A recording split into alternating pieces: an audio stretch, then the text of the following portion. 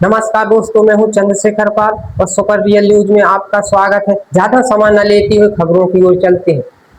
एक भारतीय जहाज पर भी ईरान के सैनिकों ने ईरान की सेना ने अटैक कर दिया। ईरान ने एक भारतीय जहाज पर भी अटैक कर दिया। भारतीय झंडा लगे हुए जहाज पर भी ईरान ने अटैक कर दिया। ये ईरान क्या करने वाला है? ये ईरान क्या कर रहा है? ये भारत को भी नहीं छोड़ रहा है, जबकि भारत से तो कोई बात ही नहीं है। उस समुद्र में आ रहे भारतीय जहाज पर भी ईरान ने अटैक कर दिया। इसका मुआवजा ईरान को भरना पड़ेगा।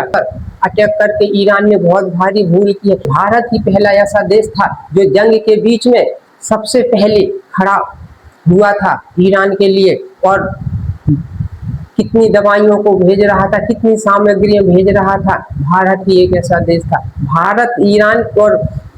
भारत ने लड़ाई के बीच में, भारत ने जंग के बीच में ईरान के लिए बहुत सारी सामग्रियां भेजी हैं, और फिर भी ईरान ने भारत के जहाज पर अटैक कर दिया, भारत के जहाज पर हमला कर दिया। ये ईरान को बहुत भारी पड़ेगा। ये ईरान की बहुत भारी भूल है। ईरान आजकल कुछ नहीं देख रहा कि क्या सही है क्या गलत है। उसके मन में जो आ रहा है वो करते जा रहा है। अरे भाई, तेरी दुश्मनी अमेरिका से है तो अमेरिका की तरफ जा। भारत की और आने वाले जहाजों को क्यों रोक रहा? भारत के जहाजों को क्यों रोक रहा है? ये बहुत भारी गलती करती है ईरान ने। ईरान कह रहा है कि मैं इसके बारे में पूरी छानबीन करूंगा कि सच में भारतीय जहाज पर अटैक हुआ है या नहीं हुआ है, या ईरानी ही सैनिकों ने भारतीय जहाज पर अटैक किया है, या और किसी देश के सैनिकों ने भारतीय जहाज पर अटैक किया। दोस्तों, ये भी हो सकता है लड़ाई बढ़ाने के लिए, लड़ाई को उलझाने के लिए, दूसरे देशों को उस्काने के लिए दूसरा देश अटैक कर देता है और दूसरे देश का नाम लग जाता है। पर ये भी सही है कि इसकी पूरी कार्रवाई होनी चाहिए, जांच पड़ताल अच्छे से होनी चाहिए कि ईरान ने ही अटैक किया है कि और किसी देश के सैनिकों ने अटैक किया है। क्योंकि वहाँ समुद्र में, वहाँ हॉर्मुज में सारे देशों की, अमेरिका की भी सेना तैनात है, ईरान की भी सेना तैनात है। तो हो सकता है दूसरे देश के सेना ने भी भारतीय जहाज पर अटैक किया हो। तो ईरान ने स्पष्ट कहा है कि मैं इसकी पूरी कार्रवाई करूंगा। ये जंग बहुत आगे बढ़ रही है, रुकने का नाम नहीं ले रही है। सीज फायर होने के बाद भी जंग आगे ही बढ़ती जा रही है, रुकने का नाम ही नहीं ले। कभी ईरान की ओर से फायरिंग हो रही है, कभी अमेरिका की ओर से फायरिंग हो रही है, कभी इजराइल की ओर से फायरिंग हो रही है, कभी हिजबुल्लाह की ओर से फायरिंग हो रही है। चारों तरफ से फायरिंग ही फायरिंग हो रही है, चारों तरफ से मिसाइलें चल रही, चारों तरफ से गोले दागे जा रहे हैं।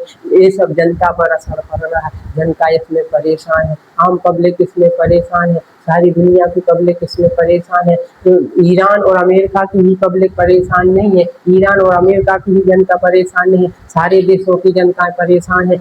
क्योंकि जब एक दो देशों में युद्ध छिड़ता है, दो देशों में युद्ध छोड़ता है, तो वहाँ का सब कुछ आना जाना रुक जाता है, और एक दूसरे देश एक दूसरे पर निर्भर रहते हैं। उनका इधर आता है, इनका उधर जाता है। तो जब युद्ध होने लगता है तो ना इधर का उधर जा पाता है, ना उधर का इधर आ पाता है, और सब परेशान हो जाते हैं। अमेरिका रोक नहीं रहा है, ईरान झुक नहीं रहा है। अमेरिका ने बोल दिया है कि मैं सिर्फ 72 घंटे दिए हैं। शायद अमेरिका ने कल बोल दिया था कि मैंने ईरान को 72 घंटे दिए हैं। अगर 72 घंटे में कुछ समझौता हो रहा है तो ठीक है, नहीं तो मैं ईरान को उड़ा दूंगा, ईरान में तबाही मचा दूंगा। स्पष्ट धमकी दे रहा है।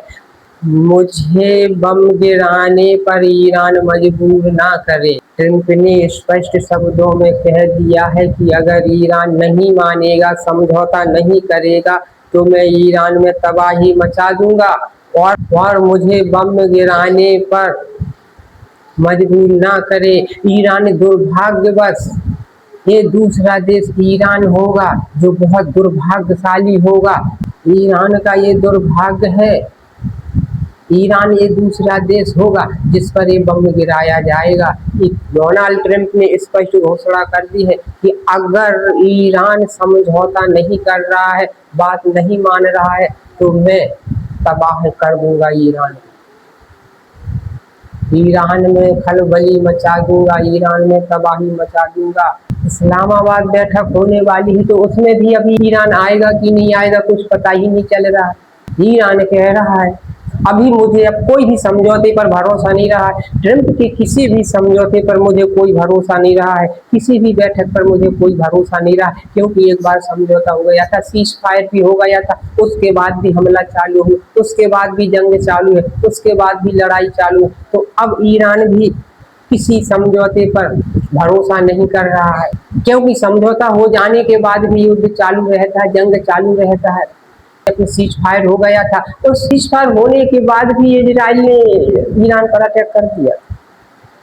सीज फायर होने के बाद भी इजराइल ने ईरान पर अटैक कर दिया था, और इजराइल ने कह दिया था कि नहीं, मैं सीज फायर में शामिल नहीं था। लो, इजराइल सीज फायर में शामिल नहीं था, जबकि अमेरिका ही युद्ध करने के लिए उकसाता है, युद्ध करने के लिए बोलता है। अमेरिका के ही इशारे पर इजराइल चलता है। अमेरिका अगर बोल देगा कि नहीं रुक जाओ, तो इजराइल रुक जाएगा। अमेरिका बोल देगा कि टिकट दबा दो, तो इजराइल टिकट दबा देगा। अमेरिका के ही इशारे पर इजराइल चल रहा है, और इजराइल बोल रहा था कि नहीं, मैं उसमें शामिल नहीं था सीज फायर में। अमेरिका बार बार धमकी दे रहे हैं कि मैं बम गिरा दूंगा, बम गिरा दूंगा। एक कैसे देश है, एक कैसे देश है जो कि इन देशों में बम गिराने के लिए बैन नहीं है, जो कितना घातकारी और विनाशकारी है, बहुत घातक है ये बम। हाँ, परमाणु बम बहुत घातक और विनाशकारी है। अगर जहाँ गिर जाएगा तो समझो कई पीढ़ियों तक तो वहाँ के बच्चे विकलांग पैदा होंगे।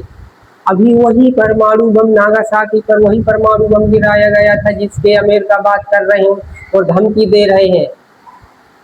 उसी ही परमाणु बम को ही नागासाकी पर गिराया गया था। अभी तक वहाँ के बच्चे विकलांग होते हैं, ज्यादातर वहाँ विकलांग ही मिलते हैं। इतना घातकारी है, इतना घातककारी, इतना विनाशकारी है ये परमाणु बम, और अमेरिका उस धमकी देते रह रहे। हर बार उसकी ऐसी विनाशकारी बारूदों पर बैन नहीं लगाया जाता। ये कैसे देश है, मुझे समझ में नहीं आता। उनसे अच्छा तो मेरा भारत देश है, जो दीपावली के टाइम पे भी फटाके और छोटे छोटे बम फोड़ने में भी बैन लगा देता है। इसलिए तो कहा गया है मेरा देश महान। सच में मेरा भारत देश महान है। मेरा भारत देश सच में दयालु है, दयावान है। ये लोग सब निर्दयी है, इनको कुछ दया नहीं आती है। इन लोग को सिर्फ कब्जा करना आता है कि कब्जा करो, बस दूसरे की प्रॉपर्टी पर कब्जा करो। बस ये विदेशियों की पहले से ही आदत है, अभी सी नहीं है। क्या अपने देश में कोई विदेशी नहीं आया? अपने देश में किसी विदेशी ने कब्जा नहीं किया? कितने विदेशी आए, कब्जा करते रहे, चले गए। या क्या वो विदेश में उनके पास जगह नहीं थी? क्या उधर विदेश में उनके पास रहने के लिए नहीं था? और विदेश में, लेकिन उनकी पहले से ही आदत है, उनकी पहले से ही आदत है कि दूसरे की प्रॉपर्टी पर कब्जा करो, दूसरे की संपत्ति पर कब्जा करो, दूसरे की संपत्ति को बिन मेहनत के हड़प लो। उनकी आदतें हैं। क्या ये सिकंदर, ये दुनिया भर के पहले आए थे जो, तो क्या वो अपने देश के, वो भी विदेशी ही थे ना। अभी कहाँ से कहाँ भारत आए, भारत पर भी उन्होंने राज किया। क्या उधर उनके देश में राज करने के लिए नहीं था? लेकिन उनकी आदतें हैं भाई, उनकी आदतें हैं, अभी की आदतें नहीं है, बहुत पहले से उनकी आदतें हैं। हाँ, मेहनत ना करने पड़े, सब थोड़ा लड़ाई झगड़ा करके, धमकी देके बस कब्जा कर लो। अगर कोई धमकी में डर गया या कोई लड़ाई में हार गया तो बस कब्जा हो गया।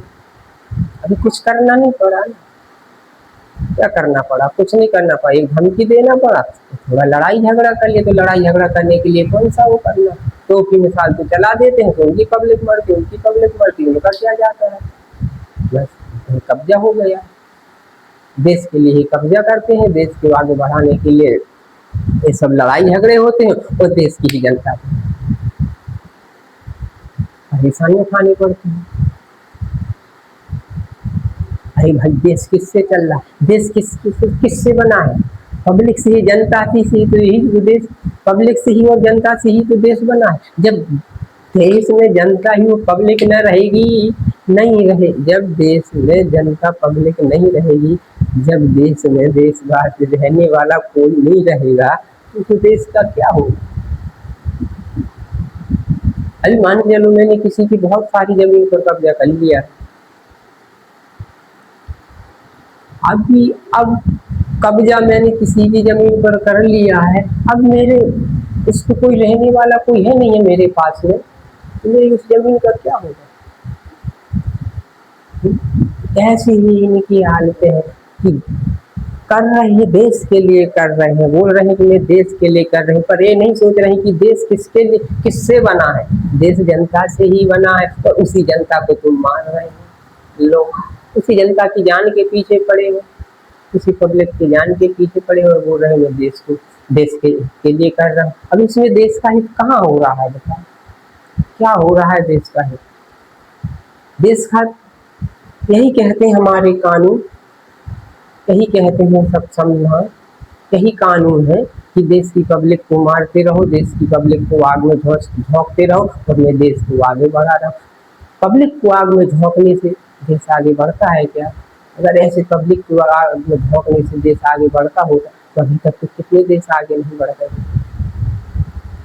दोस्तों, अगर पब्लिक नहीं रहेगी, जनता नहीं रहेगी देश में, तो उस देश का क्या होगा? फिर वो देश किस काम का? पर ये लोग नहीं समझ रहे हैं, ये लोग किसी बात को नहीं समझ रहे हैं और कभी इधर से आग बरसा रहे हैं, कभी उधर से आग बरसा रहे हैं। दोस्तों, कितनी मिसालों के ऊपर मिसालें चला रहे, अटैक के ऊपर अटैक कर रहे हैं। ना ईरान झुक रहा है, ना ही अमेरिका झुक रहा है, और अटैक पर अटैक किए। ईरान अपनी जिद पर अड़ा है, अमेरिका अपनी जिद पर अड़ा है, कोई आगे कोई पीछे नहीं हो रहा है। अभी अमेरिका बोल रहा है कि मैंने 24 घंटे का टाइम दिया है, अगर 24 घंटे में ईरान समझ जाए तो अच्छा है, नहीं तो मैं तबाही मचा दूंगा। अगर शायद सच में उसने तबाही मचा दी तो फिर क्या होगा ईरान? हाँ, अटैक तो ईरान भी करेगा, ऐसा नहीं कि अटैक नहीं करेगा, ईरान भी अटैक करेगा, पर नुकसान तो होगा ना। कोई रुक नहीं रहा है, एक दूसरे के जहाज़ों पर अटैक कर रहे हैं, एक दूसरे की सोल्जरों पर अटैक कर रहे हैं, एक दूसरे की इमारतों पर अटैक कर रहे हैं, एक दूसरे की आम जनता पर अटैक कर रहे हैं। समझ में नहीं आ रहा क्या करने वाले हैं ये लोग, क्या होने वाला है इन देशों का? क्या ऐसे में विकास होता है? लड़ाई झगड़े करके देश में विकास होता है? लड़ाई झगड़े करके देश आगे बढ़ते हैं? लड़ाई झगड़े करके जिसने भी लड़ाई झगड़े किया होगा वो कायम बर्बाद ही हुआ होगा। तो दोस्तों, इस बर्बादी से बचने के लिए ईरान और अमेरिका के बीच में जो जंग चल रही है उसको रोकना चाहिए, वो रुक जाए बहुत ही अच्छा रहेगा, बहुत ही अच्छा होगा। चलो।